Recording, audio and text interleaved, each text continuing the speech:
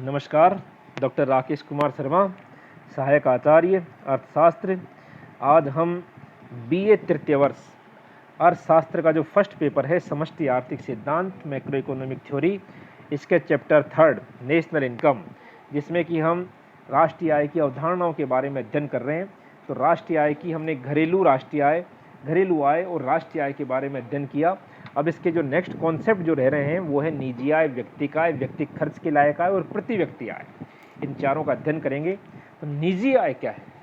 तो केंद्रीय सांख्यिकी संगठन ने निजी आय की जो परिभाषा दी है वो ये है कि निजी आय वह आय है जो निजी क्षेत्र को सभी स्रोतों से प्राप्त होने वाली साधन आय और सरकार के प्राप्त वर्तमान हस्तांतरण आय और शेष विश्व से प्राप्त चालू स्थानांतरण आय का कुल योग होती है। तो इसके अंतर्गत अगर हम देखें तो निजी क्षेत्र की आय और सरकार को प्राप्त होने वाले हस्तांतरण आय और शेष विश्व से प्राप्त होने वाले भी हस्तांतरण आय का कुल योग होता है। यानी कि इसमें ट्रांसफर पेमेंट, निजी क्षेत्र के आय में ट्रांसफर पेमेंट अगर हम जोड़ दें तो निजी आय के अंतर्गत परिवर्तित हो जाता है। तो निजी आय के अंतर्गत कौन कौन से तत्वों को शामिल किया गया? निजी क्षेत्र द्वारा उत्पादित साधन आय, विदेशों से प्राप्त शुद्ध साधन आय, राष्ट्रीय ऋणों पर ब्याज, सरकार से प्राप्त वर्तमान हस्तांतरण और शेष विश्व से प्राप्त चालू हस्तांतरण, इन सब का योग निजी आय के अंतर्गत शामिल किया जाता है। तो ये निजी आय थी, जिसके अंतर्गत प्राइवेट इनकम जो कि निजी साधनों द्वारा अर्जित आय, हस्तांतरण भुगतानों से प्राप्त आय, सार्वजनिक ऋणों से प्राप्त ब्याज, निगमों के अवितरित लाभ में से सामाजिक सुरक्षा अंशदान और सार्वजनिक उपक्रमों के लाभ की राशि घटा दें तो जो शेष बचता है उसे निजी आय कहते हैं।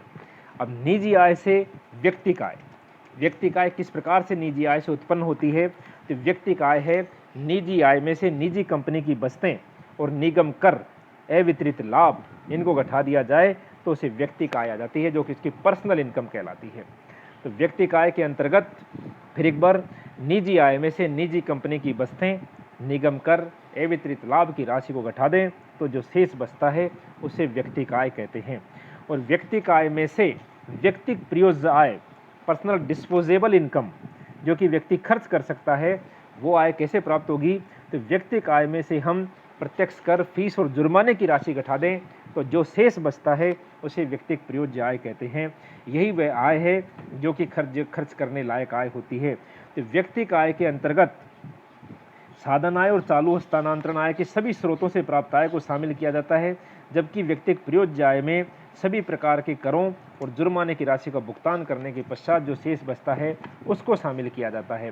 तो ये राष्ट्रीय आय के प्रमुख कारक थे, प्रमुख स्रोत थे जिनका हमने अध्ययन किया।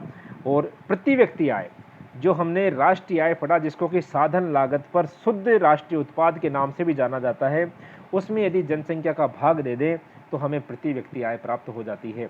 तो ये प्रति व्यक्ति आय रही। Per capita national income, PCNI के नाम से भी इसको जाना जाता है। अब इसके बाद हम देखते हैं मौद्रिक GDP और वास्तविक GDP क्या होती है। मौद्रिक GDP और वास्तविक GDP के रूप में हम देखें तो मौद्रिक GDP है कि एक लेखा वर्ष की अवधि के दौरान देश की घरेलू सीमा में उत्पादित समस्त अंतिम वस्तुओं और सेवाओं के चालू वर्ष की कीमतों के आधार पर जो बाजार मूल्य लिया जाता है उसे मौद्रिक GDP कहते हैं। और आधार वर्ष की कीमतों के आधार पर जो बाजार मूल्य लिया जाता है उसे वास्तविक GDP कहते हैं। मौद्रिक GDP और वास्तविक GDP में जो मेन अंतर है, जो मुख्य अंतर है, वो ये है कि मौद्रिक GDP में वर्तमान कीमतों के आधार पर वस्तुओं और सेवाओं का मूल्य निकाला जाता है, जबकि वास्तविक GDP में आधार वर्ष की कीमतों के आधार पर देश की GDP का आकलन किया जाता है। तो ये प्रमुख रूप से इसके अंतर्गत अंतर था। एक बार फिर बता रहा हूँ, मौद्रिक GDP में चालू वर्ष की कीमतों के आधार पर देश की GDP का आकलन किया जाता है, जबकि वास्तविक GDP में आधार वर्ष की कीमतों के आधार पर देश की GDP का आकलन किया जाता है। तो वास्तविक जो आधार वर्ष की कीमतों के आधार पर जो GDP को आकलन किया जाता है उसी से देश की राष्ट्रीय आय का अनुमान लगाया जाता है।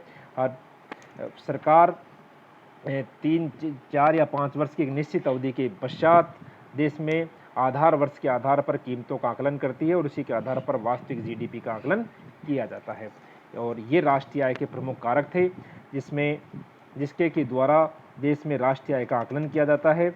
इसके अंतर्गत देश में प्रमुख रूप से GDP, GNP, एनडीपी, एनएनपी और निजी आय, व्यक्तिगत आय, व्यक्तिगत खर्च के लायक आय, प्रति व्यक्ति आय का अध्ययन इसके अंतर्गत किया गया।